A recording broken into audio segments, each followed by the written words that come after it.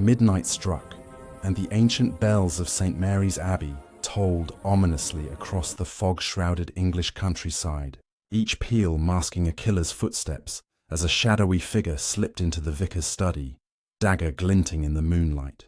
But wait, who could unravel this web of deceit, where every chime hid a secret? Welcome to Poirot and the Bells That Rang for Murder, a thrilling tale of mystery and intrigue. Grab a cup of tea, take a seat, and let the suspense unfold. If you're enjoying the story, hit that subscribe button. Your support means a lot to us. Chapter 1. The echo of the first bell, the village of Belhaven, nestled in the rolling hills of rural England, a quaint little place where time seemed to stand still, much like the hands on the old clock tower that hadn't ticked properly since the Great War. It was here, in the shadow of St. Mary's Abbey, that our story begins on a crisp autumn evening in 1932. The leaves were turning shades of amber and gold, crunching underfoot as villagers hurried home before the fog rolled in from the nearby moors. But tonight, the air carried something more than just the chill of approaching winter. It hummed with anticipation for the annual harvest festival, where the Abbey bells would ring out in celebration. Little did anyone know, those bells would soon toll for murder. Enter Hercule Poirot, the renowned Belgian detective with his impeccably waxed moustache, his egg-shaped head tilted ever so slightly in thought, and his little grey cells always at the ready. Poirot had arrived in Belhaven, not for the festival, but at the urgent invitation of his old friend, Captain Arthur Hastings. Hastings, ever the loyal companion, had settled in the village after retiring from his adventures with Poirot, marrying a local widow and taking up residence in a cosy cottage called Rosewood Manor. "Mon ami," Poirot had said upon stepping off the train, his green eyes twinkling with that familiar mix of amusement and acuity. "You summon me from my comfortable flat in London for what? A mere holiday? Non. There is something afoot. I can feel it in my bones." Hastings chuckled nervously as he greeted Poirot at the station, his face flushed under the brim of his tweed cap. "Well, old chap, it's not exactly a holiday. There's been some odd goings-on at the Abbey. Whispers of thefts, strange shadows in the night, and now, well, the vicar himself has been acting peculiar. Father Elias Thorne, fine fellow usually, but lately he's been locking himself away, muttering about cursed bells and ancient sins. I thought your expertise might sort it out before the festival turns sour." Poirot nodded sagely, adjusting his gloves. "Ah, the bells. They speak, do they not? Sometimes of joy, sometimes of warning. We shall see what tales they tell." As they drove through the winding lanes in Hastings' old Morris Cowley, the detective absorbed the serene yet subtly eerie atmosphere of Belhaven. Cottages with thatched roofs lined the streets, smoke curling from chimneys, and the occasional villager tipping their hat in greeting. But Poirot's keen eye noticed details others might miss. A broken window latch on a shop front, a fresh scar on a tree trunk as if from a hurried escape, and the way the locals glanced over their shoulders when mentioning the Abbey. "This place," Poirot murmured. "It has the air of a stage set for drama. The actors are in position, but the script, it is hidden." Upon arriving at Rosewood Manor, they were welcomed by Hastings' wife, Amelia, a warm woman with kind eyes and a talent for baking scones that could rival any London tea-room. "Monsieur Poirot, what an honour," she said, ushering them into the drawing-room, where a fire crackled merrily. Over tea and those very scones, Hastings elaborated on the troubles. The Abbey, built in the 12th century, housed a set of legendary bells forged from silver, donated by a long-forgotten noble family. Legend had it that the bells could ring for truth, revealing hidden lies if told at midnight under a full moon. Superstition, of course, but lately items had gone missing. A silver chalice from the altar, a rare manuscript from the library, and even the vicar's personal journal. Father Thorne, a scholarly man in his 50s with wire-rimmed glasses and a perpetual frown, had confided in Hastings about his fears. "It's as if the bells are calling out thieves," he'd said. Poirot listened intently, his fingers steepled. "Thieves, or perhaps something more sinister. Tell me, Hastings, who else resides in this village of secrets?" Hastings leaned forward, lowering his voice. "Well, there's Lady Victoria Hargrove, widow of the late Lord Hargrove, who owns half the land around here. She's a sharp one, always scheming to expand her estate. Then there's Dr. Silas Blackwood, the local physician.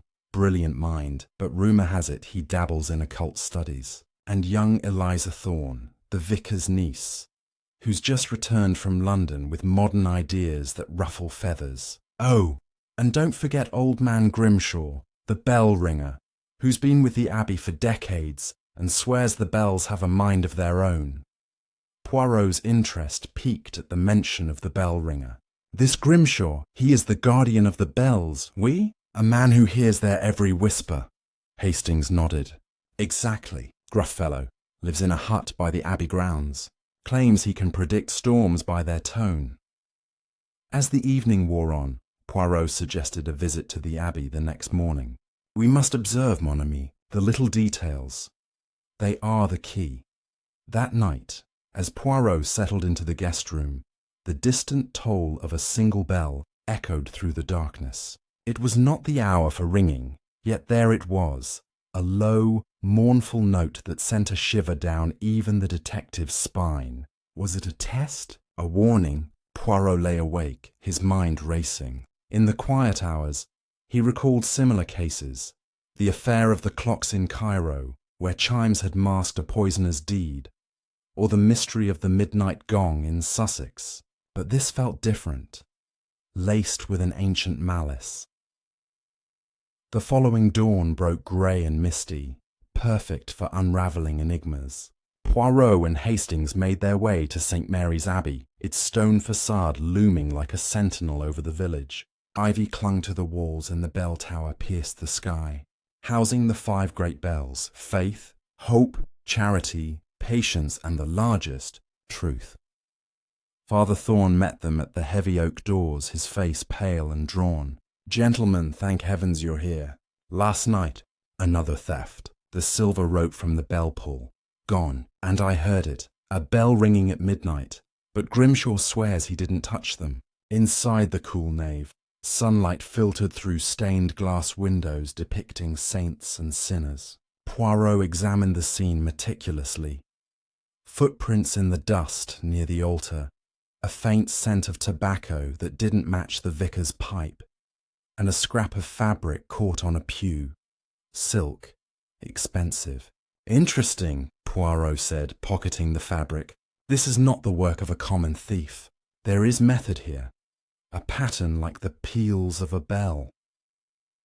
As they climbed the narrow stairs to the bell chamber, Grimshaw greeted them gruffly, his weathered hands calloused from years of pulling ropes. "The bells don't lie, sir," he rasped. "They rang last night on their own. It's the curse, mark my words." Poirot inspected the mechanisms. Ropes frayed but not cut, weights balanced perfectly. No sign of tampering, yet the vicar insisted on the midnight toll. Descending, they encountered Lady Hargrove in the churchyard, her elegant fur coat a stark contrast to the humble surroundings. "Detective Poirot, I've heard of your reputation. These thefts are a disgrace, likely village ruffians. I demand action." Her eyes flashed with impatience, but Poirot noted her gloved hands trembling slightly. Was it fear or guilt? Next came Dr. Blackwood, arriving to check on the vicar. "Nerves, that's all," he said dismissively. But his own demeanour was evasive when Poirot questioned his interest in Abbey artefacts. Eliza Thorne, a spirited young woman with bobbed hair and a defiant gaze, hovered nearby.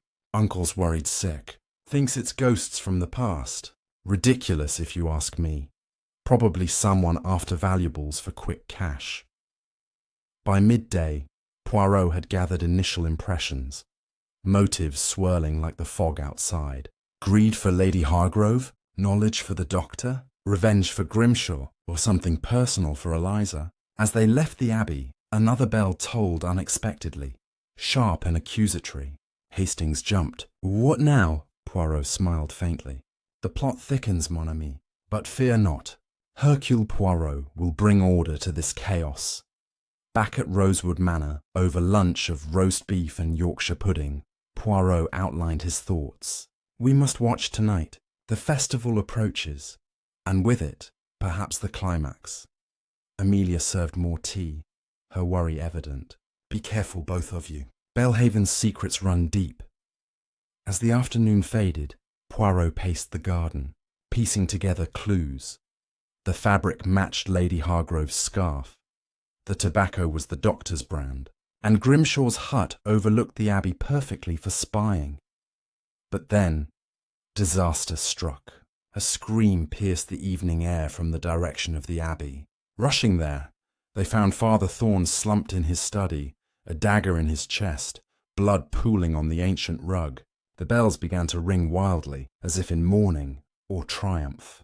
Poirot knelt, checking for signs of life. None. Murder, he declared solemnly. And the bells. They rang for it. The village constable arrived, sealing the scene, but Poirot's mind was already at work. No forced entry, the dagger from the abbey's collection, and a note clutched in the vicar's hand. The truth will chime. Hastings paled. Who could have done this? Poirot stood, his expression resolute. That, mon ami, is what we shall discover. The suspects gather, the bells whisper clues, and the game is afoot. As night fell, the fog thickened, and the abbey loomed silent once more.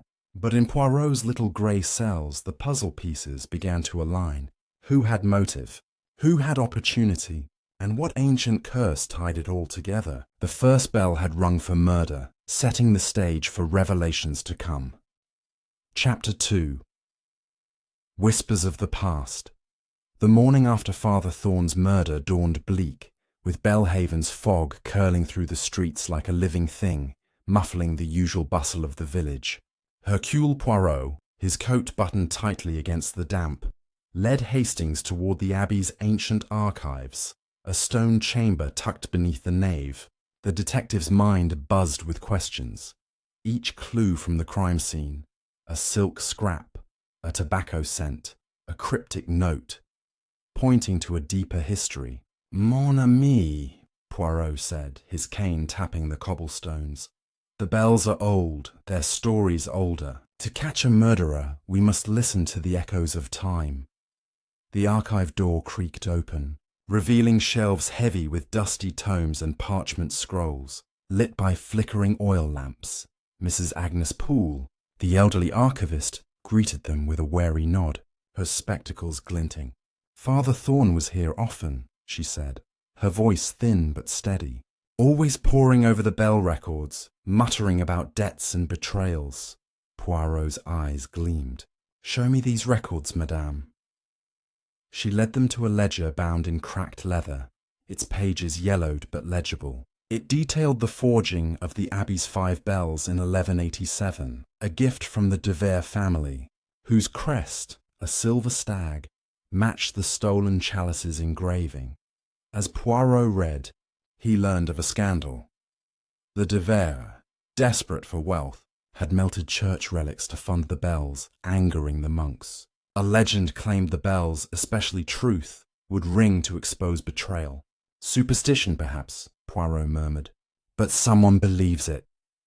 Hastings, flipping through a nearby ledger, found a sketch of the bell tower's mechanisms, noting a hidden pulley system unused for centuries. Could someone rig the bells to ring without a ringer? He asked. Poirot nodded. Possible, mon ami. A clever mind could turn myth into method. Their search was interrupted by Eliza Thorne, who burst in, her face flushed with urgency. Monsieur Poirot, I found something in Uncle's room, a key hidden in his Bible. She held up a small iron key, its head shaped like a stag. Poirot examined it, his fingers tracing the worn metal. This may unlock more than a door, he said. They returned to the vicar's study, now guarded by Constable Perkins, who allowed them access. The key fit a locked drawer in Thorne's desk, revealing a bundle of letters tied with twine. They were from Lady Victoria Hargrove's late husband, Lord Hargrove, dated 20 years prior, confessing to selling Abbey artifacts to fund his debts. So, Poirot said, the past accuses the present. Outside they encountered Dr. Silas Blackwood, who was delivering medicine to the inn. His eyes flicked to the letters in Poirot's hand. Family secrets, eh? Thorne was obsessed with them. Poirot smiled thinly. And you, Doctor? What obsesses you? Blackwood shrugged, but his fingers tightened on his bag. Poirot noted a faint ink stain on his cuff. Blue like the Abbey's manuscript ink. A coincidence or a clue? They moved on to question old man Grimshaw, who was repairing a rope in the bell tower. I told you the bells act on their own, he growled, but Poirot noticed a fresh cut on his hand, poorly bandaged. From the ropes? Poirot asked. Grimshaw muttered about a fall, but his eyes avoided the detectives. In the village square, Lady Hargrove was organising festival decorations, her elegance undimmed by the tragedy. Those letters are ancient history, she said when confronted, her voice cool. My husband's mistakes are not mine. Yet Poirot observed her glance toward the Abbey, as if expecting a ghost. A local boy, delivering flowers, mentioned seeing a cloaked figure near the tower 2 nights ago, carrying a satchel. Looked like they were hiding something, he said. Poirot thanked him, his mind adding another piece to the puzzle. Back at Rosewood Manor, Poirot spread the letters on the table, each one detailing Lord Hargrove's dealings with a mysterious buyer. One name appeared: Silas Blackwood's father, a disgraced antiquarian. A connection, Poirot said to Hastings. The doctor may seek to bury his family's shame, or profit from it. Hastings frowned. But why kill Thorne? Poirot tapped the key. Perhaps Thorne knew too much, or held something valuable. That evening, Poirot insisted on inspecting the bell tower again. In the dim light, he found a loose stone behind the truth bell, concealing a small compartment. Inside was a silver medallion etched with the De Vere stag. A relic, Poirot said, hidden for centuries, now sought. As they left, a bell tolled, a single, deliberate note. Hastings froze. Grimshaw's in his hut. Poirot's eyes narrowed. Then someone else pulls the strings. The village grew tense, the festival's preparations overshadowed by fear. Poirot interviewed Mrs. Webb, the innkeeper, who recalled Blackwood asking about the Abbey's layout weeks ago. Said it was for a history project, she sniffed. Eliza, meanwhile, was seen arguing with Lady Hargrove near the churchyard, her voice sharp. You can't buy silence forever, she'd shouted. Poirot filed this away, sensing personal grudges mingling with greed. As night fell, Poirot sat by the manor's fire, sketching a map of connections, the De Vere legacy, Blackwood's heritage, Eliza's anger, Grimshaw's cuts, and Lady Hargrove's secrets. The bells are a stage, he told Hastings. Each suspect plays a role, but who directs? A scream from the village broke his thoughts. Another theft, this time a reliquary from the altar, gone in the night. The constable was baffled, but Poirot saw method. Each theft brought the killer closer to their prize. With the festival looming, Poirot resolved to set a trap. We will use the bells themselves, he declared. They call to the guilty, and we shall listen. As the fog thickened, the detectives' little grey cells worked tirelessly, weaving clues into a net. The medallion, the key, the letters, all pointed to a truth buried deep, waiting to be wrung out. Chapter 3. The trap is set. The village of Belhaven buzzed with nervous energy as the harvest festival drew near, its streets adorned with garlands and lanterns despite the shadow of murder.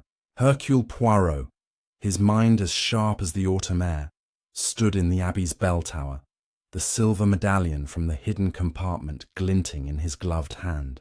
The fog had lifted slightly, revealing the rolling hills beyond, but a sense of unease lingered, as if the bells themselves watched in silence. Mon ami, Poirot said to Hastings, who clutched a notebook filled with their findings. Tonight, we shall make the bells speak. The murderer believes they control the stage, but Hercule Poirot directs the final act. The plan was simple, yet daring.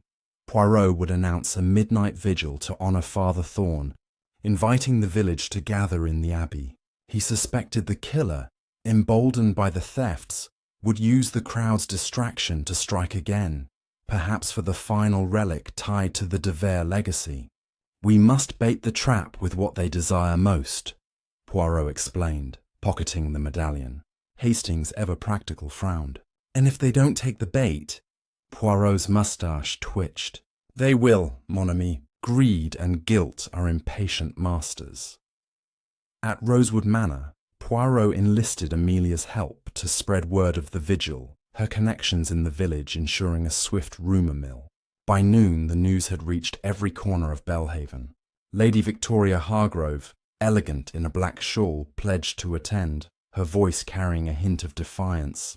"A fitting tribute," she said, though her eyes lingered on Poirot, as if gauging his intentions. Dr. Silas Blackwood, encountered at the village bakery, agreed to join, citing respect for Thorn. "I'll bring candles," he said, but Poirot noted his distracted air, as if his thoughts were elsewhere. Eliza Thorn, organising the vigil's programme, was fervent. "Uncle would want this," she said, though her hands shook as she folded pamphlets. Old man Grimshaw, however, was reluctant. Poirot found him polishing the bell ropes, his face etched with suspicion. "A vigil? Pah! The bells don't need prayers. They need leaving alone," Poirot pressed gently. "Yet you guard them, monsieur. Have you seen anyone tampering with their mechanisms?" Grimshaw's eyes narrowed, but he shook his head. "No one but me touches these ropes." Poirot smiled, unconvinced, noting a fresh oil stain on Grimshaw's sleeve. Machinery oil, not lantern. To prepare, Poirot and Hastings scoured the abbey for vantage points. The bell tower offered a clear view of the nave, perfect for observing the crowd. Poirot rigged a small mirror near the truth bell's rope, angled to catch any movement in the shadows. "If the killer seeks to ring the bell again," he said, "we shall see their reflection." Hastings, climbing the narrow stairs, found a discarded cigarette butt near the tower's base. Fresh, with the same tobacco scent from the crime scene. "Blackwood smokes, doesn't he?" Hastings asked. Poirot nodded. "But so might others. We assume nothing." As evening fell, the village gathered in the abbey, their faces illuminated by candlelight. The air was thick with the scent of wax and whispers of fear. Lady Hargrove sat in the front pew, her posture regal but tense. Blackwood stood near the altar, his medical bag at his feet, eyes scanning the crowd. Eliza moved among the villagers, distributing hymnals, her expression a mix of grief and resolve. Grimshaw lurked near the tower stairs, his presence almost ghostly. Poirot, positioned in the choir loft, watched them all, his little grey cells alert for any slip. The vigil began with a prayer led by the assistant vicar, a nervous young man named Mr. Tate. As voices rose in a hymn, Poirot's gaze darted to the bell tower's entrance. A shadow flickered, brief but unmistakable. He nudged Hastings, who slipped quietly toward the stairs. Moments later, a soft creak echoed, followed by the faint hum of the truth bell. Not a full toll, but a vibration, as if tested.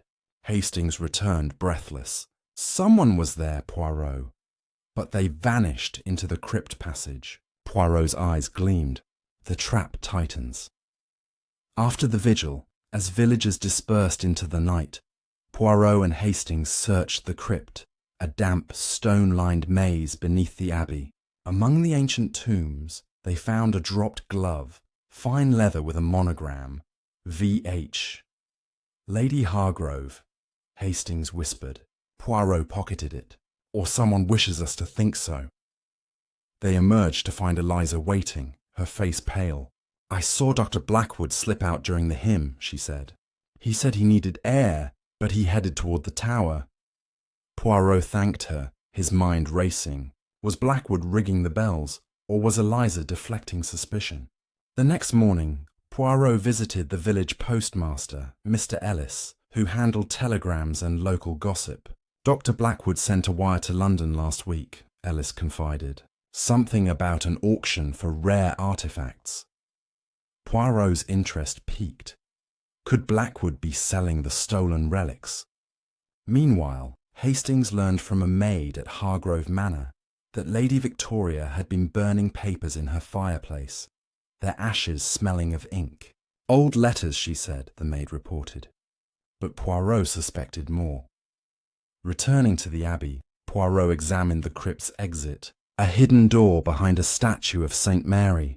It led to the churchyard near Grimshaw's hut. A fresh footprint in the mud matched the size of the one at Hargrove Manor, too small for a man. A woman, perhaps, Poirot mused, or a man with dainty feet. Hastings chuckled, but his humour faded when they found a tiny gear near the door, part of a clockwork mechanism. For the bells? He asked. Poirot nodded. Someone has engineered their voice. As the festival's opening neared, tension gripped Belhaven. Poirot gathered the suspects at the Abbey for a supposed update, watching their reactions. Lady Hargrove fidgeted with her rings. Blackwood avoided eye contact. Eliza clutched her uncle's prayer book, and Grimshaw glowered silently. "The killer is among us," Poirot said, his voice calm but piercing. "They seek the De Vere relics, but the bells betray them." A gasp rippled through the group, and the truth bell hummed faintly, unbidden. That night, Poirot stayed late at the manor, poring over the De Vere ledger. A passage caught his eye. The fifth bell, Truth, was forged with a flaw, a hidden chamber for a relic, never recovered. "The prize," Poirot whispered. As he closed the book, a pebble struck the window. Outside, a cloaked figure darted into the fog. Hastings grabbed his coat, but Poirot stopped him. "Let them run. They will return. For the bell." The stage was set, the suspects restless. Poirot's trap was ready, but the killer was cunning, and the bells were restless. As midnight approached, the detective prepared for the festival's opening, knowing the next toll could reveal the murderer, or claim another victim. Chapter 4. The festival's dark chime. The Harvest Festival dawned with a deceptive brightness, golden sunlight piercing the lingering wisps of fog that had haunted Belhaven for days. Stalls lined the village green, laden with apples, pumpkins, and handmade crafts, while children chased each other with wooden toys, their laughter a stark contrast to the undercurrent of dread. Hercule Poirot moved through the crowd like a shadow, his keen eyes noting every interaction. Lady Victoria Hargrove presiding over the opening ceremony with forced smiles. Dr. Silas Blackwood distributing herbal remedies to nervous villagers. Eliza Thorne helping with the apple bobbing game, her movements mechanical, and old man Grimshaw absent, his hut door barred shut. The detective's trap was in place. The announcement that the truth bell would toll at noon to honour the dead, a lure designed to draw out the killer's hand. As the clock struck 11, Poirot slipped into the Abbey, where Hastings waited with a thermos of strong tea. "The crowd will peak soon," Hastings said, glancing at the tower. "If your plan works, we'll catch them in the act." Poirot nodded, adjusting the mirror he'd positioned earlier to reflect light onto the bell ropes from the nave below. He'd also placed the silver medallion in a velvet pouch on the altar, visible but guarded by Constable Perkins, who stood awkwardly nearby. "Patience, mon ami," Poirot replied. "The festival is a mask. Beneath it, motives reveal themselves." The ceremony began with folk dances and a maypole, the villagers trying to reclaim normalcy. Lady Hargrove stepped onto a wooden platform, her voice amplified by a megaphone. "Let us celebrate life amid sorrow," she proclaimed, but her eyes scanned the Abbey steps, as if expecting an arrival. Poirot, blending into the throng, overheard her whispering to a servant about securing the relics tonight. Intrigued, he followed the servant, who darted toward the churchyard, carrying a small satchel. The man paused at Grimshaw's hut, knocking softly before slipping inside. Poirot signalled Hastings, who circled around the back. Inside the hut, they found the servant handing over a bundle of cash to Grimshaw, who pocketed it gruffly. "Tell her ladyship the bell's ready," Grimshaw muttered. "But if the detective's sniffing around, it's on her head." The servant nodded and fled, leaving Poirot to confront the bell ringer. "Monsieur Grimshaw, a transaction in broad daylight. How indiscreet!" Grimshaw spun, his face paling. "This ain't your business, fancy man. Just mending ropes for the festival." But Poirot's gaze fell on a coil of wire hidden under the cot. Clockwork wire matching the gear from the crypt. "Lies do not suit you," Poirot said. "You aid Lady Hargrove, but why? Blackmail? Or shared greed?" Grimshaw slumped, his defiance cracking. "She knows about my grandfather, how he took silver from the bells back in '09 to pay debts. Said she'd expose it if I didn't help rig the truth bell. It's got a hidden lever now. Pull it from below, and it rings without me." Poirot's mind raced. The mechanism explained the unbidden tolls, but Grimshaw's confession was too convenient. "And the murder?" Poirot pressed. Grimshaw shook his head. "Not me, but Thorne found out about the old thefts. He confronted her ladyship days before." Hastings bound Grimshaw's hands loosely with rope from the hut, securing him for the constable later. "One thread unravelled," Poirot said, "but the tapestry remains." Returning to the festival, Poirot spotted Dr. Blackwood near the refreshment tent. His face flushed as he argued quietly with Eliza. "You can't sell it," she hissed. "Uncle died for that medallion." Blackwood's eyes widened. "Keep your voice down. It's worth a fortune, to the right collector." Poirot approached casually, feigning interest in a pie stall. "A heated discussion, mes amis." Eliza flushed and walked away, but Blackwood forced a smile, just consoling the poor girl. "Grief makes fools of us." Poirot noted the doctor's satchel, heavier than before, and a bulge in his pocket that clinked softly. Coins, perhaps, or keys. Noon approached, and the crowd gathered at the Abbey steps for the bell toll. Poirot positioned himself in the tower, mirror in hand, while Hastings watched from the nave. As the vicar's assistant, Mr. Tate, led a moment of silence, a figure crept toward the altar. Eliza, her hand inching toward the medallion pouch. She hesitated, glancing around, then snatched it and bolted for the crypt door. Hastings pursued, but she was quick, vanishing into the shadows. Poirot descended swiftly, arriving just as Eliza emerged from the crypt exit, pouch in hand, face streaked with tears. "Why, mademoiselle?" Poirot asked gently, blocking her path. Eliza collapsed against a tombstone. "It's not what you think. I took it to protect it. From them." She nodded toward the festival crowd. "Uncle told me the medallion unlocks the bell's chamber, holding a De Vere jewel worth a king's ransom. Blackwood wants it for his auctions. Lady Hargrove to bury her husband's shame. I couldn't let them have it." Poirot examined the pouch, empty. "Then where is it?" Eliza's eyes darted. "I hid it in the tower, behind a loose stone, but someone followed me down here." A shout from the green interrupted them. Lady Hargrove had collapsed, clutching her chest, surrounded by concerned villagers. Dr. Blackwood rushed to her side, administering smelling salts. "Heart palpitations," he announced, but Poirot arrived in time to see her slip a small vial into her pocket. "Poison?" Hastings whispered. Poirot shook his head. "Or a feint. She draws attention while another acts." Sure enough, as the crowd fussed over Hargrove, a scream echoed from the Abbey. Constable Perkins lay dazed near the altar, head bruised, the medallion gone from its hiding spot in the tower, as Eliza had described. The festival ground to a halt, panic rippling through the stalls. Poirot rallied the suspects in the nave. Lady Hargrove, recovered and indignant. Blackwood, defensive. Eliza, tearful. And Grimshaw, brought under guard. "The medallion is stolen again," Poirot declared. "One of you took it during the chaos." Accusations flew. Hargrove blamed Eliza's thieving hands. Blackwood pointed to Grimshaw's bell tricks. Eliza accused the doctor of slipping away. Grimshaw stayed silent, his eyes on the tower. Poirot examined Perkins, who mumbled about a shadowy figure striking him. A footprint in the dust led to the bell chamber, where the mirror had captured a reflection. A gloved hand pulling the lever, but the face obscured. Clever, Poirot said, but not invisible.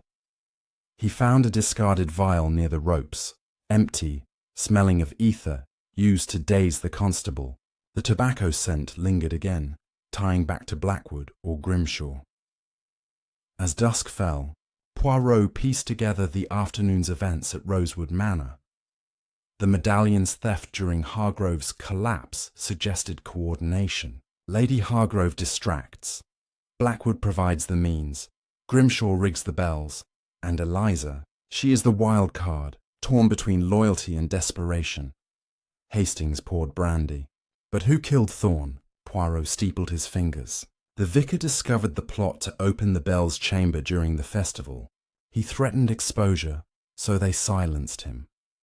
Word came from the village. A stranger had been seen at the inn, inquiring about the abbey, matching descriptions of a London dealer Blackwood had wired. Poirot sent Hastings to check telegrams while he visited Hargrove Manor.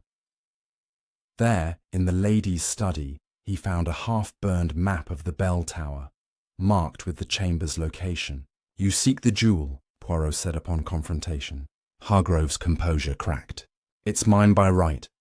My family's legacy, stolen by monks centuries ago." She admitted hiring Grimshaw but denied murder. Thorne was a nuisance, but Blackwood handled the thefts. Blackwood, cornered at his clinic, confessed to fencing relics through his father's contacts, but swore off violence. "I needed the money for research. Legitimate, I assure you."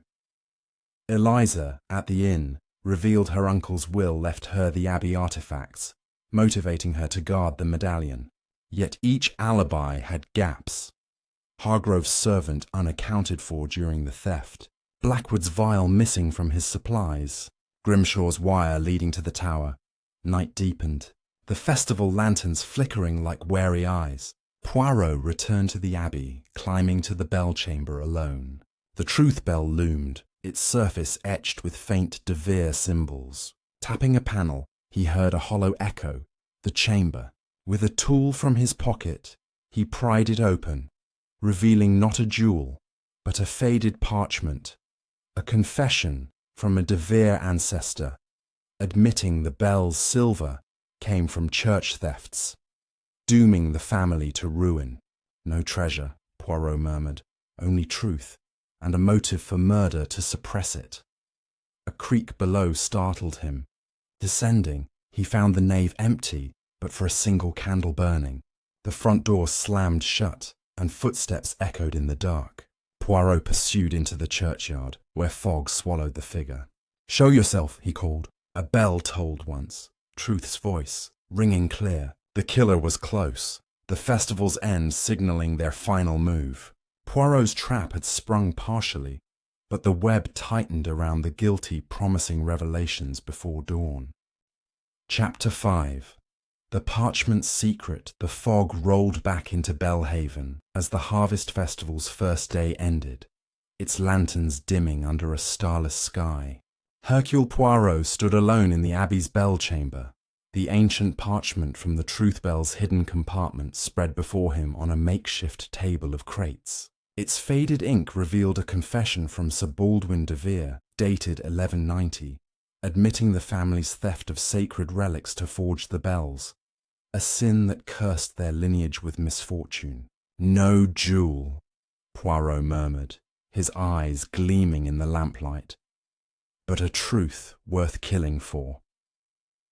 The killer had sought this document, believing it guarded a treasure, only to find a legacy of shame. Now, with the festival's final night looming, Poirot knew the murderer would strike again to bury this secret forever. Descending to the nave, Poirot met Hastings, who returned from the post office with news. Blackwood's telegram to London wasn't about auctions, Hastings said, breathless. It was to a historian asking about De Vere artifacts. He's been digging into their history for months. Poirot nodded, tucking the parchment into his coat. The doctor seeks to profit from the past, but does he kill to protect it? They resolved to confront each suspect before the festival's closing ceremony, when the bells would ring again, potentially masking another crime. First, they visited Eliza Thorne at the inn, where she was sorting her uncle's belongings. Her eyes widened at the parchment.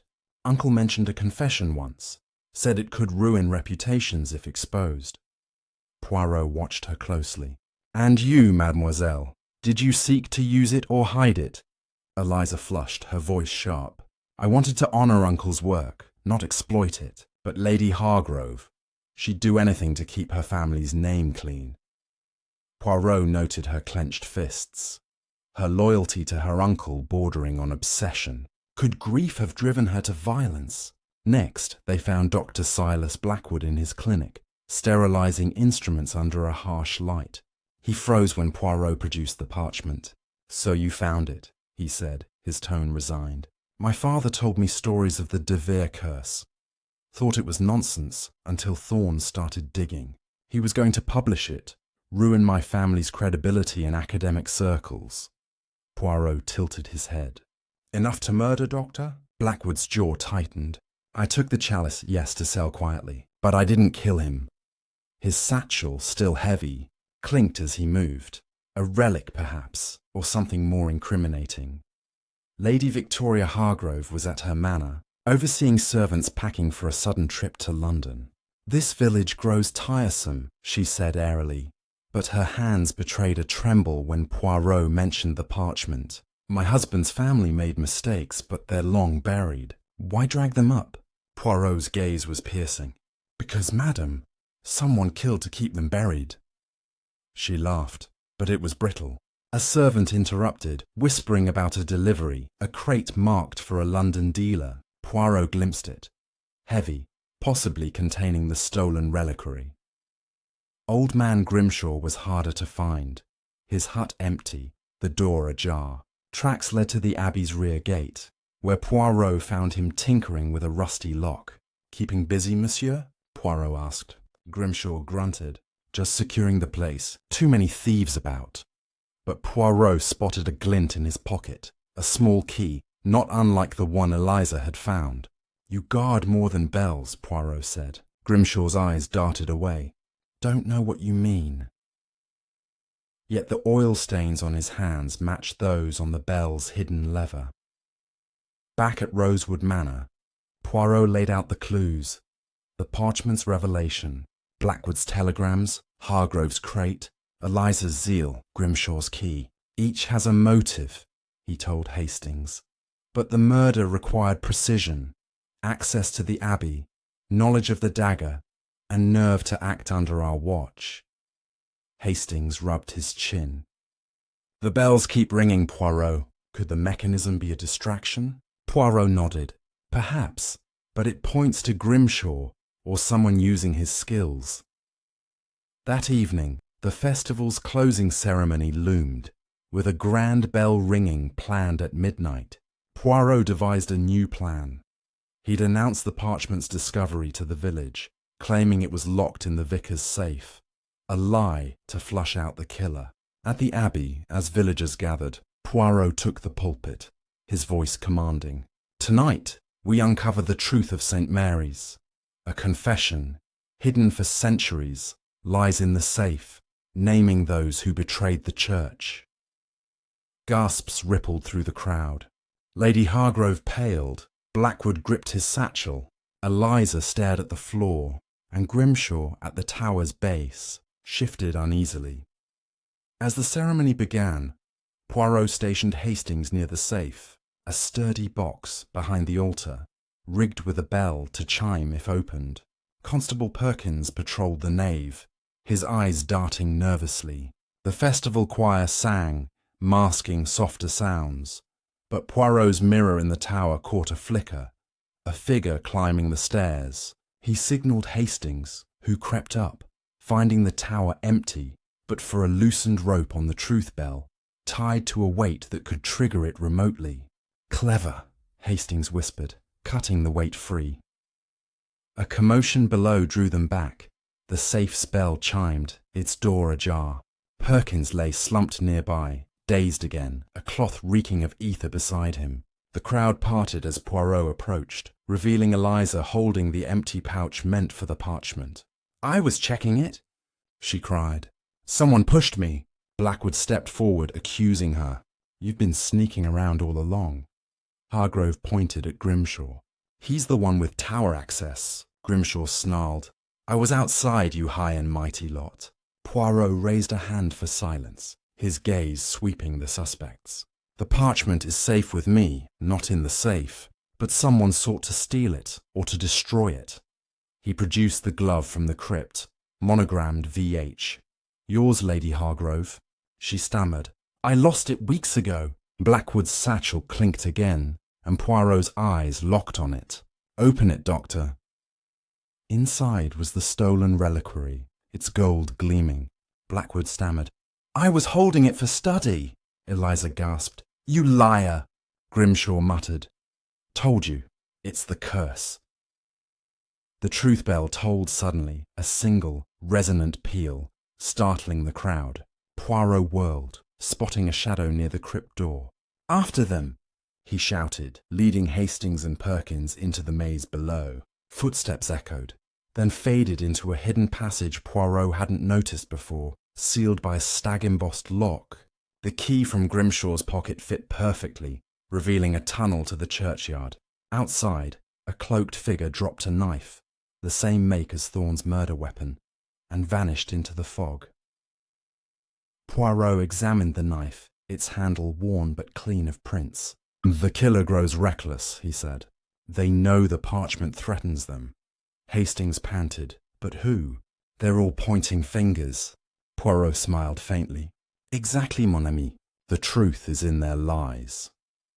Back in the nave, he gathered the suspects again, noting Hargrove's flushed cheeks, Blackwood's sweat, Eliza's trembling, and Grimshaw's clenched fists. The festival ended in chaos, villagers whispering of ghosts and curses. At Rosewood Manor, Poirot studied the parchment again, its words a map of motives. Hargrove's family shame, Blackwood's academic greed, Eliza's inheritance, Grimshaw's blackmail. "Tomorrow," he told Hastings, "we stage the final act. The bells will ring, and the killer will confess or strike." As midnight struck, a distant bell tolled, not from the abbey but from the hills, a signal perhaps of the murderer's next move. Poirot's trap was tightening, but the fog held one more secret, waiting to be unveiled. Chapter 6. The midnight confrontation, the night after the festival's chaotic end, draped Belhaven in a heavy silence, broken only by the occasional hoot of an owl. Hercule Poirot sat in the dimly lit drawing-room of Rosewood Manor, the De Vere parchment spread before him, its confession of ancient thefts, a silent witness to the village's unrest. The distant toll from the hills, heard as the festival closed, gnawed at his mind. A signal, he was certain, meant to lure or warn. "Mon ami," he said to Hastings, who polished his revolver nervously. "The killer grows desperate. They know the parchment exposes their motive. Tonight, we force their hand." Poirot's plan was bold. A staged midnight meeting in the Abbey, where he would claim to reveal the parchment's secrets to the village elders. He sent Amelia to discreetly invite Lady Victoria Hargrove, Dr. Silas Blackwood, Eliza Thorne, and Old Man Grimshaw, hinting that the murderer's identity was near discovery. "They will come," Poirot told Hastings, "for curiosity, fear, or guilt. To ensure safety, he asked Constable Perkins to hide in the churchyard, armed and alert, while Hastings would guard the crypt's hidden passage, its stag-embossed lock now a known escape route. As midnight approached, Poirot prepared the Abbey's nave, placing a decoy parchment, a blank sheet, in the vicar's safe, rigged with a louder bell to signal tampering. He lit candles around the altar, their flickering light casting eerie shadows on the stained glass saints. The real parchment remained in his coat, its weight a reminder of the stakes. "If the killer strikes," he whispered to Hastings, "they will aim for the safe or for me." Hastings gripped his revolver. "I don't like this, Poirot. It's too risky." Poirot's eyes twinkled. "Risk, mon ami, is the spice of truth." The suspects arrived one by one, their faces tense under the candlelight. Lady Hargrove, in a velvet cloak, sat stiffly, her eyes darting to the safe. Blackwood, clutching his satchel, stood near the choir loft, his fingers twitching. Eliza hovered by the altar, her uncle's prayer book clutched like a shield. Grimshaw lingered near the tower stairs, his hands stained with oil, his gaze fixed on the bell ropes above. Poirot stood at the pulpit, his voice steady. "Mesdames et messieurs, the De Vere confession names a family's shame tied to the bells. One of you killed Father Thorne to silence it. Tonight, we end this charade." A murmur rippled through the group, cut short by a sudden creak from the tower. All eyes turned upward, but Poirot kept his focus on the suspects. "The safe holds the truth," he lied, watching their reactions. Hargrove's lips tightened. Blackwood shifted his weight. Eliza clutched her book harder, and Grimshaw's hand slipped into his pocket. Before Poirot could press further, the safe's bell clanged loudly, echoing through the nave. The door hung open, the decoy parchment gone. Perkins burst in from the churchyard, shouting, "I saw someone at the crypt door!"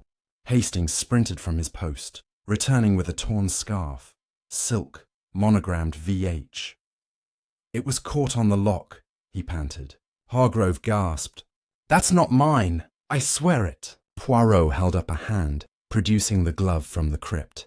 "Yet this is, madame. And now another scarf. Convenient, no?"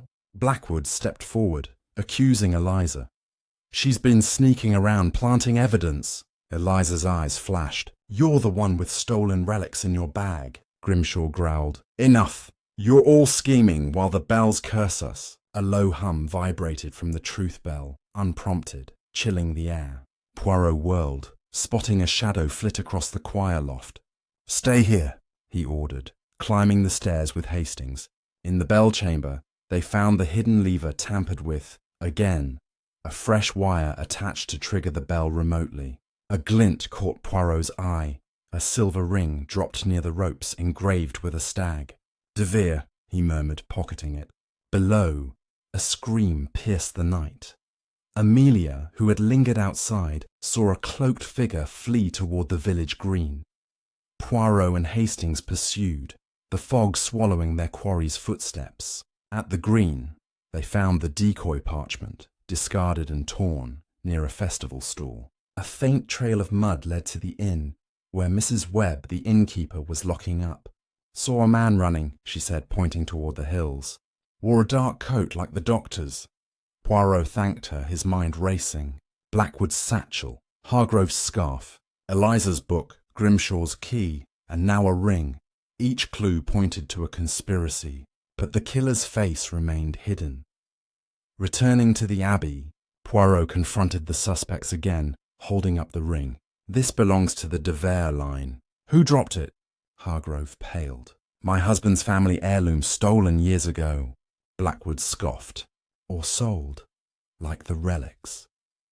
Eliza whispered, "Uncle had a ring like that, kept it locked away." Grimshaw stayed silent, his eyes on the floor. Poirot's voice cut through the tension.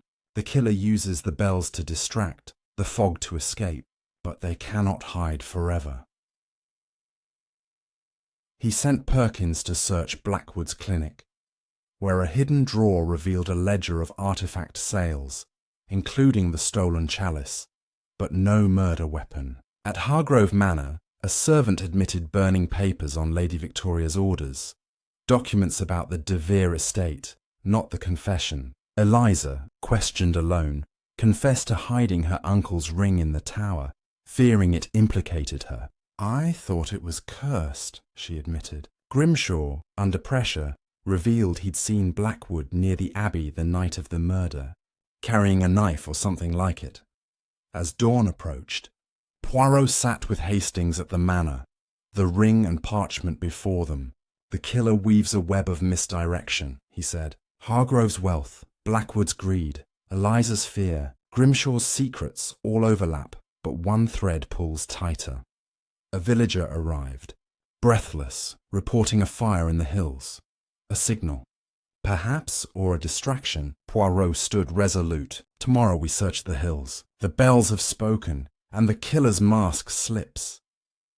The abbey stood silent, but the truth bell's hum lingered in Poirot's mind, a challenge to his little grey cells. The ring, the scarf, the ledger, all pieces of a puzzle nearing completion. As the fog thickened, Poirot knew the final confrontation loomed, with the killer's desperation driving them to one last reckless act. Chapter 7. Shadows in the Hills. The dawn broke over Belhaven with a pale, reluctant light, the hills beyond the village cloaked in a mist that seemed to pulse with secrets. Hercule Poirot, his coat dusted with dew, stood at the edge of the village green, gazing toward the smouldering remains of the fire reported in the night. The acrid scent of burnt wood lingered, a beacon that had drawn his attention. "Mon ami," he said to Hastings, who adjusted his cap against the morning chill. "The hills call to us. The killer believes they can burn the truth, but Hercule Poirot follows the ashes to their source." With Constable Perkins and a reluctant village tracker named Tom Weaver, Poirot and Hastings set out for the hills. Weaver, a wiry man with a weathered face, knew the paths well. "Fire was near the old De Vere ruins," he said, pointing to a ridge where crumbling stone walls marked an ancient manor. "Folks avoid it, say it's haunted." Poirot's moustache twitched. Haunted or not, it hides something. The trek was arduous, the ground slick with mud, but Poirot's focus was unwavering, the silver ring and De Vere parchment in his pocket fueling his resolve. At the ruins, they found a scorched clearing, embers still glowing among charred papers. Poirot sifted through the ashes, recovering a singed fragment with the De Vere stag emblem. "Another confession," he murmured, "or a map to something greater." Weaver pointed to footprints leading deeper into the ruins, toward a collapsed cellar. There, hidden under a tarp, was a crate marked with a London address, the same dealer Blackwood had contacted. Inside were fragments of silver, likely from the stolen reliquary, melted down to disguise their origin. "The killer destroys evidence," Poirot said, "but leaves a trail."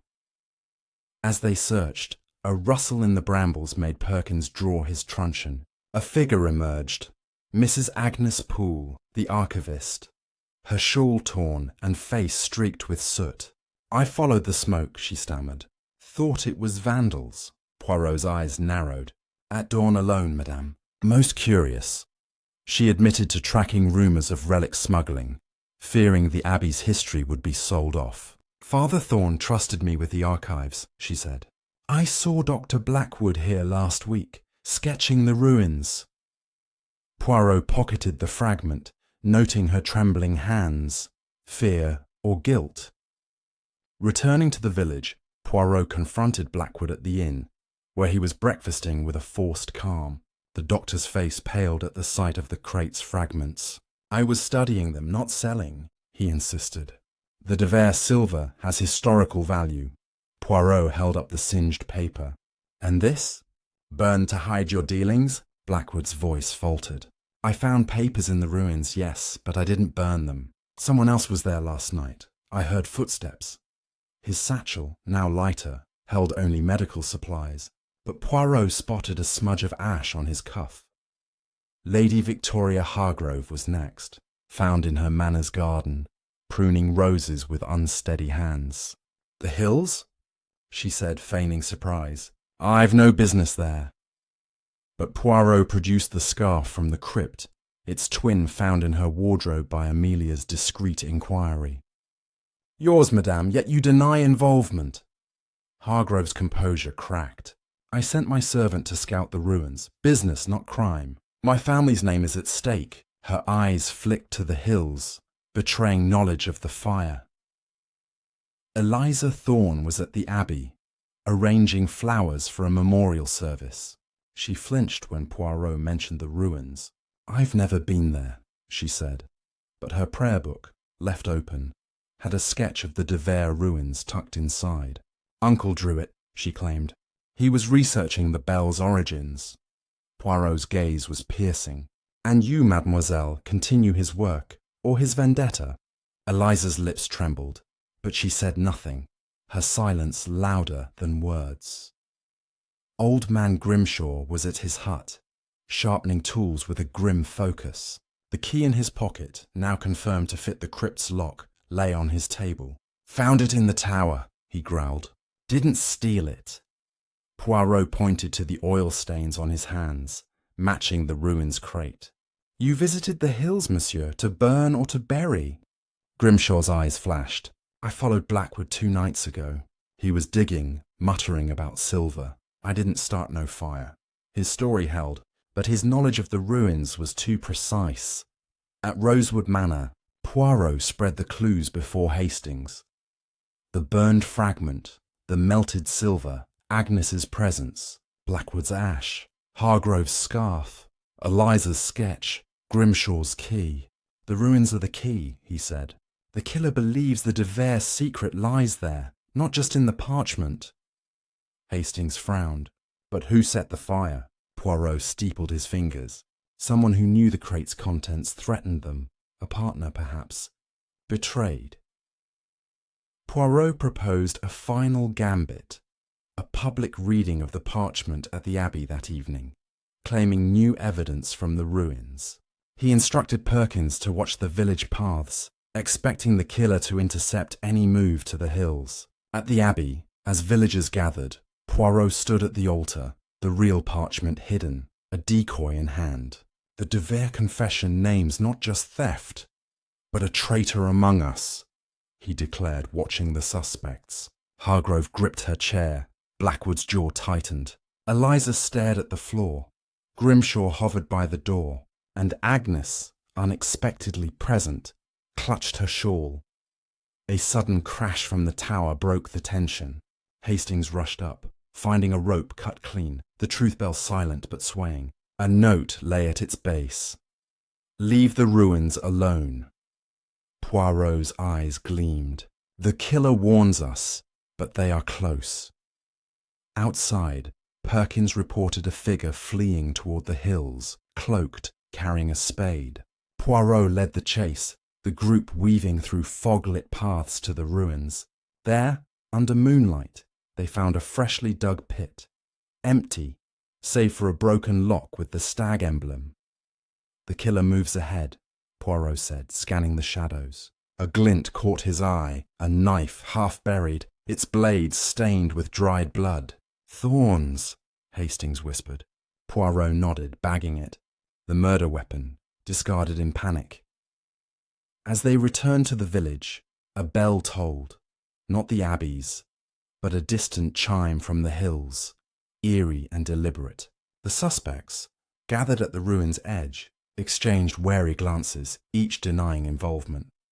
Back at the manor, Poirot studied the knife, its handle worn but etched with the faint initials.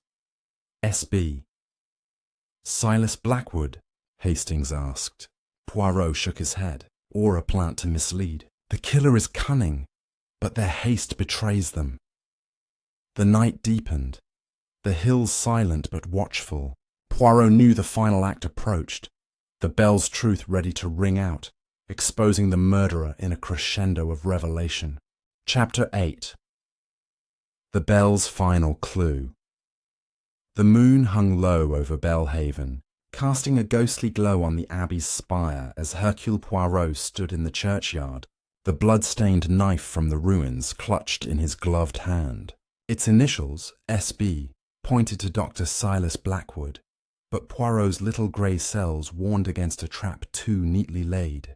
The distant chime from the hills, heard the previous night, echoed in his mind. A taunt, not a signal.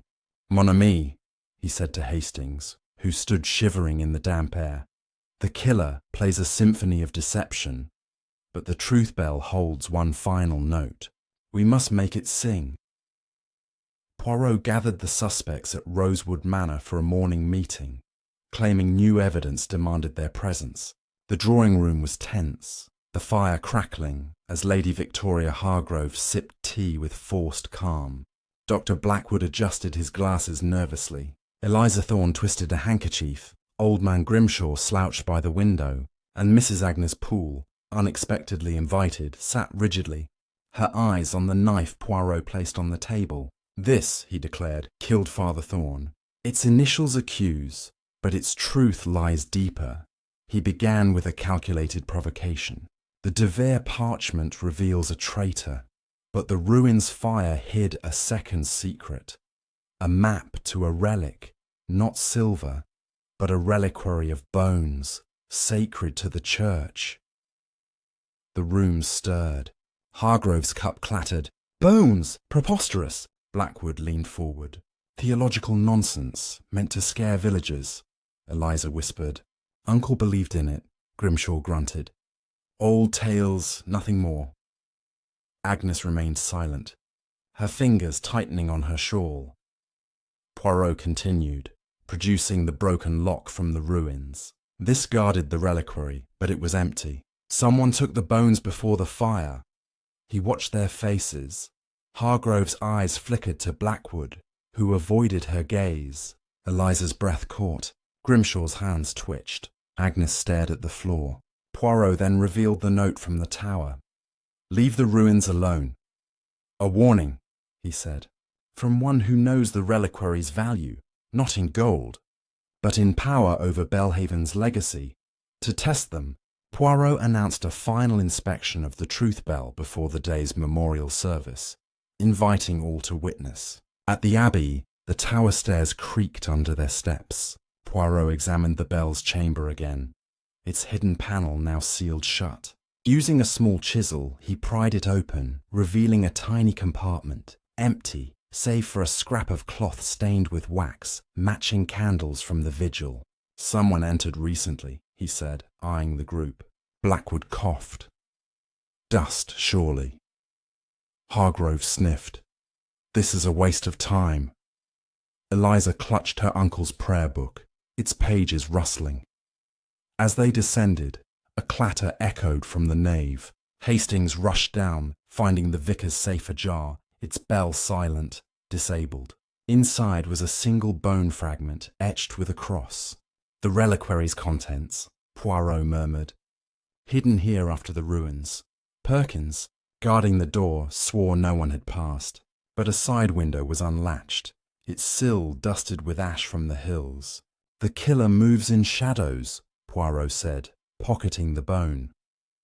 Outside, Poirot questioned Tom Weaver, the tracker, who reported seeing a cloaked figure near the ruins at dusk, carrying a sack. "Headed toward the river," Weaver said. Poirot and Hastings followed the trail to a shallow stream, where a sack lay half submerged, containing a melted silver cross and a letter in code. Deciphering it, Poirot read, "Bones to London, payment on delivery." The handwriting matched none they'd seen, but its ink was fresh, blue, like the Abbey's manuscript stores. Returning to the village, Poirot visited Mrs. Webb at the inn, who recalled a stranger renting a room under the name Smith the night of the fire. "Left this morning, paid in cash," she said, showing a receipt with a London address. Poirot sent Perkins to telegraph Scotland Yard, requesting details on the dealer. Meanwhile, Hastings found a wax-stained glove in Blackwood's clinic, hidden in a drawer. "He was at the bell chamber," Hastings said. Poirot nodded. "Or someone wishes us to think so." At the memorial service, villagers filled the Abbey, their faces sombre. Poirot watched the suspects. Hargrove whispered to a servant who slipped out. Blackwood stood by the altar, his satchel absent. Eliza read from her uncle's book, her voice breaking. Grimshaw lingered near the tower, his eyes on the ropes. Agnes handed out hymnals, her movements stiff. As the choir sang, a soft thud came from the crypt. Poirot signalled Hastings, who found a hidden panel behind a tomb, revealing a satchel with the stolen bones, minus the fragment in the safe. "The killer retrieves their prize," Poirot said, confronting the group post-service. He held up the bone fragment. This ties the murder to the relics. Who among you sought it? Hargrove accused Blackwood. He's been selling artifacts. Blackwood pointed to Eliza. She's obsessed with her uncle's legacy, Eliza sobbed. I only wanted to protect it. Grimshaw muttered, It's the curse, I tell you. Agnes, quiet until now, spoke. The bones are sacred. Thorne died to guard them. Poirot's gaze sharpened. Madame Poole, you know the Abbey's secrets. Did you guard them with blood? Agnes flinched, but her voice was steady. I loved Thorne's work, not his life. The truth bell hummed faintly, unbidden, drawing gasps. Poirot climbed to the tower, finding the lever tampered again, a fresh wire attached. A footprint in the dust matched Weaver's boots, but he was in the nave during the thud. A partner, Poirot whispered to Hastings. The killer has an ally. As night fell, Poirot sat at Rosewood Manor, the bone, knife and coded letter before him. The relics are a motive, but the murder is personal, he told Hastings. Hargrove hides her family's shame. Blackwood seeks profit. Eliza guards her uncle. Grimshaw fears exposure, and Agnes, her devotion is too fervent. A knock interrupted. Weaver, reporting a boat seen on the river heading downstream. London-bound, he said. Poirot stood. The killer flees, but not far. Tomorrow we close the net. The Abbey loomed dark, the bells silent but heavy with secrets. Poirot's trap had revealed the relic's trail, but the murderer's face remained shadowed. The coded letter hinted at a final transaction, and the river's flow pointed to their escape. As a distant chime echoed from the hills, Poirot knew the climax approached, the truth bell ready to name its master. Chapter 9. The River's Confession. The morning sun struggled through Belhaven's persistent fog, casting a muted glow over the river that wound past the village, its waters sluggish and secretive. Hercule Poirot stood on the muddy bank, his polished shoes sinking slightly as he studied the ripples where Tom Weaver had spotted a boat heading downstream. The coded letter, the stolen bones, and the blood-stained knife weighed heavily in his mind, each clue pointing to a killer desperate to flee with their prize. Mon ami, he said to Hastings, who scanned the horizon with binoculars, the river carries secrets, but it also betrays. Today, we follow its current to the truth. Poirot enlisted Weaver to guide them along the river path, where reeds concealed shallow tracks leading to a hidden dock. There, a small rowboat bobbed, its oars damp from recent use. A scrap of paper caught in the hull bore a partial address. London, the same dealer Blackwood had contacted.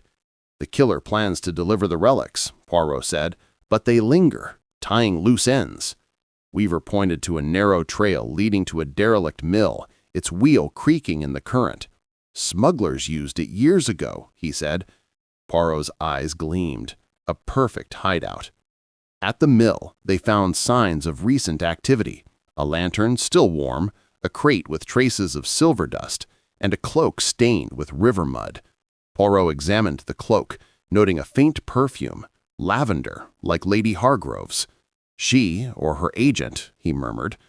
Hastings found a coded note tucked under a floorboard, matching the earlier letter's cipher. Decoded, it read, "Meet at mill, midnight, bones for cash." The handwriting was precise, almost scholarly. Agnes Poole? Hastings wondered. Poirot shook his head. Or someone mimicking her script. Returning to the village, Poirot confronted Lady Hargrove at her manor, where she was packing trunks with a hurried air. "Leaving so soon, madame?" he asked, producing the cloak. Her face tightened.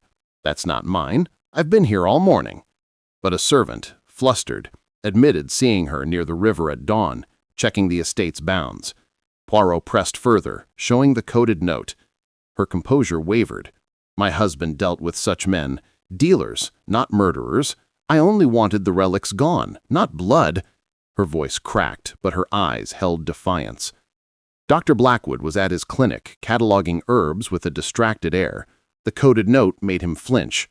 "I sent letters, yes, to protect my research," he said, "but I didn't meet anyone at the mill." Poirot noted a fresh cut on his hand, like one from a boat's rope. "You row, doctor?" He stammered. For leisure, sometimes. His satchel, now empty, smelled faintly of lavender, a scent he claimed came from a patient's gift. Poirot's gaze lingered, unconvinced. Eliza Thorne was at the Abbey, praying alone in the nave. The coated mote drew a gasp. Uncle used ciphers for his research, she said. Someone stole his code book. It's in his study. Poirot found the book, its pages marked with similar ciphers, but one entry stood out. A warning about a traitor in the village, cloaked in respectability. Eliza's eyes filled with tears. He suspected someone close, but never told me who. Her sincerity rang true, but her access to the codes raised questions. Old man Grimshaw was mending nets by the river, his hands steady despite Poirot's approach. The coded note elicited a grunt. "Fancy writin' ain't my style," he said, but his pocket held a lavender-scented handkerchief, dropped, he claimed, by a villager. "Found it here yesterday," he muttered. Poirot recalled Grimshaw's knowledge of the mill from smuggling tales. "You know the river's secrets, monsieur," Poirot said. Grimshaw's eyes darkened. "Aye, and I keep 'em." Mrs. Agnes Poole, found in the Abbey archives, paled at the note's cipher. "It's like Thorne's," she admitted. "I helped him decode records, but I didn't write this." Her desk held lavender sachets, a common gift, she said, from the festival. Poirot noticed her trembling fingers, ink-stained as always, but her calm demeanor felt rehearsed. "You guard the past, madame, but be you kill for it?" Agnes met his gaze. "I'd die for the Abbey, not kill." Poirot devised a final trap. He spread word that the stolen bones were recovered and would be displayed at the Abbey's evening prayer, guarded by Perkins. In truth, he hid the bones in the mill, rigging the crate with a bell to chime if opened. At dusk, he and Hastings hid in the mill's loft, watching the dock. As midnight neared, a cloaked figure approached, their face obscured. They pried open the crate, triggering the bell's sharp clang. Hastings leapt, tackling the figure, who dropped a knife, clean, but identical to Thorne's murder weapon. It was Eliza's servant, John, a quiet man who'd lingered in the background. "Lady Hargrove paid me," he gasped, pinned by Hastings, "to fetch the bones, not to kill." Poirot interrogated him. Hargrove had hired him to retrieve relics, fearing exposure, but he swore Blackwood supplied the ether used on Perkins. "I saw him at the mill last night," John added. Poirot sent him to Perkins, then searched the mill, finding a hidden ledger, Hargrove's, detailing payments to John and a contact in London. Confronting the suspects at the Abbey, Poirot laid out the evidence: the coded notes, the lavender scent, the mill's crate, John's confession. "The killer orchestrates through others," he said, eyeing Hargrove, Blackwood, Eliza, Grimshaw, and Agnes. But the murder was direct. Thorne's blood on a knife with S.B.'s initials.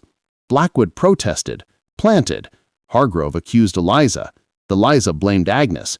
Grimshaw stayed silent, and Agnes whispered, "The bells know." A sudden toll from the truth bell interrupted, loud and deliberate. Poirot raced to the tower, finding the lever pulled, a lavender sachet caught in the ropes.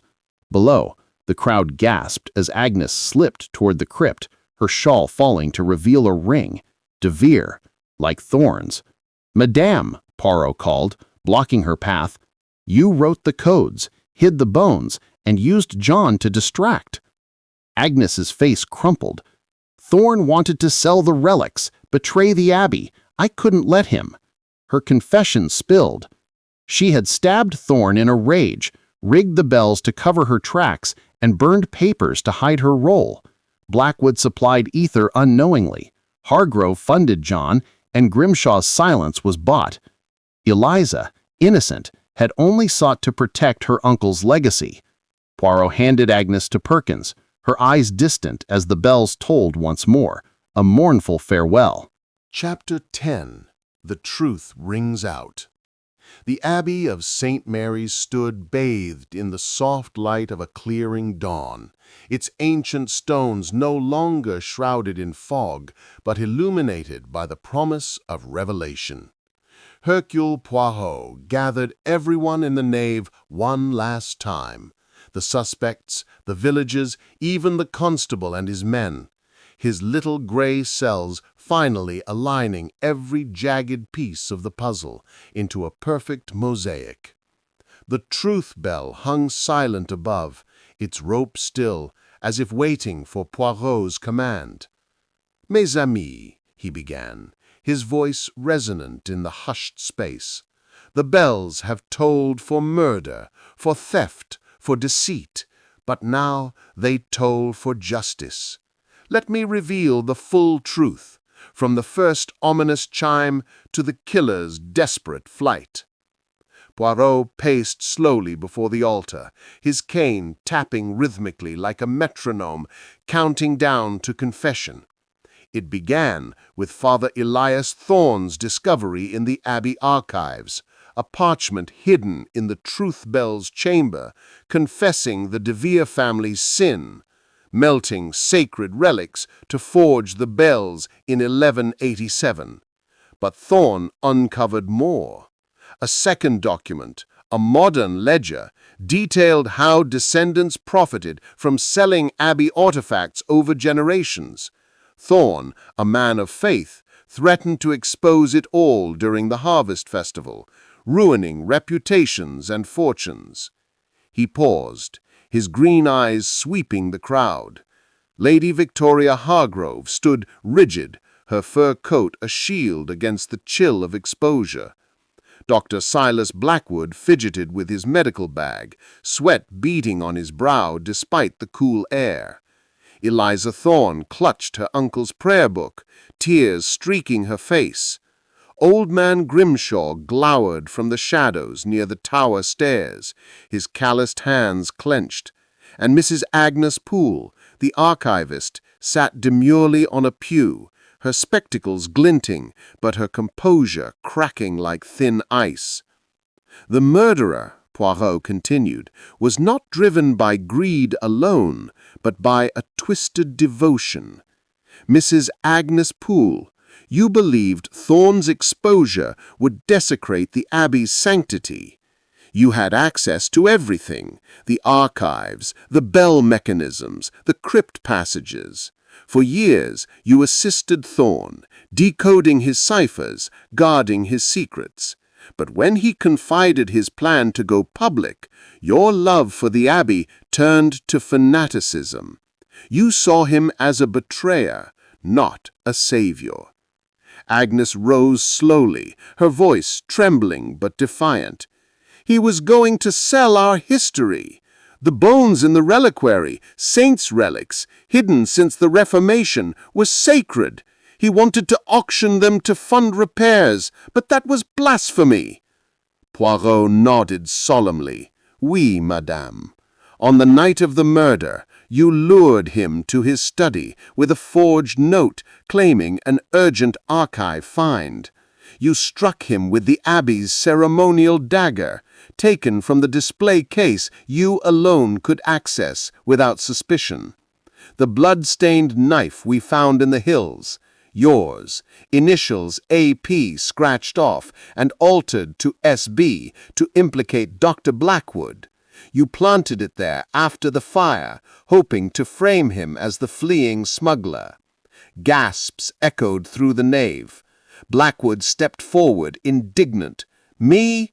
I only wanted the chalice for study.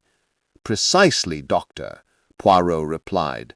Your greed was real, but innocent of murder. You supplied ether from your clinic, unwittingly, to Agnes, who used it to daze Constable Perkins during thefts. Your telegrams to London were for artifact appraisals, not sales. Agnes intercepted one, forging replies to manipulate you into distraction. The ash on your cuff? From the ruins fire, where you searched for relics on her tip-off, only to find her burning evidence. Turning to Lady Hargrove, Poirot's tone sharpened. And you, madame, your family's shame ran deep. The De Vere ledger named your late husband as the latest thief, selling items to fund debts. You hired your servant John to retrieve relics from the ruins, paying him through coded notes in your precise hand. The lavender-scented cloak and scarves? Yours, planted by Agnes to mislead us. She used John as a pawn, having him row the bones downstream while she rigged distractions. Your collapse at the festival, a feint orchestrated with Agnes's help to allow the medallion's theft. Hargrove's face crumpled. I only wanted to bury the past. Agnes promised discretion if I funded her protection of the Abbey. Poirot whirled to Eliza. Mademoiselle, your grief was genuine, but your actions fueled the chaos. You hid your uncle's ring in the tower, fearing it linked to the De Veres through your mother's side. The sketches in your prayer book, maps to the reliquary, drawn by Thorn. Agnes stole your code book, using it to forge messages implicating others. Your argument with Hargrove, overheard and twisted by Agnes to sow discord. Eliza sobbed. I just wanted Uncle's work preserved. And you, Monsieur Grimshaw, Poirot addressed the bell-ringer. Your grandfather's theft in 1909 haunted you. Agnes blackmailed you with that knowledge, forcing you to rig the bell's mechanisms, the hidden levers, the remote wires, the unbidden tolls, your work, under her orders, to create cursed distractions. The oil stains and the cuts on your hands, from installing clockwork in the tower and crypt. You burned papers in the hills on her command, melting silver to destroy traces. Grimshaw hung his head. She said it saved the bells. I didn't know about the killing. Poirot raised a hand, silencing the murmurs. The full sequence. Agnes discovered Thorn's plan weeks ago. She stole the chalice first, hiding it in Blackwood's clinic to frame him. The midnight tolls masked her movements through the crypt tunnel to the churchyard. On murder night, she rang the bell herself after the deed, fleeing via the hidden passage. The medallion, the reliquary bones, she moved them repeatedly, using John to transport them to the mill, planning a London sale to fund the Abbey restoration while silencing threats. He produced the evidence one by one, the altered knife, the code book with Agnes's fingerprints in ink, the lavender sachets from her desk, matching those in the tower, John's full confession detailing payments and instructions, the melted silver cross from the river sack bearing her archive stamp, the distant chimes from the hills, a small bell you hid there, Grimshaw, tolled by wire to signal John, the fire, to destroy the ledger copy Thorn made. Agnes lunged suddenly, grabbing a candlestick from the altar, but Perkins restrained her swiftly. "It was for the Abbey," she cried as she was led away. "Thorn betrayed us all." The knave fell silent, the weight of truth settling like dust. Poirot addressed the villagers. Agnes Poole acted alone in the murder, but wove a web using others' weaknesses. Hargrove's pride, Blackwood's ambition, Elisa's loyalty, Grimshaw's fear. The bells rang for her sins, exposing them at last.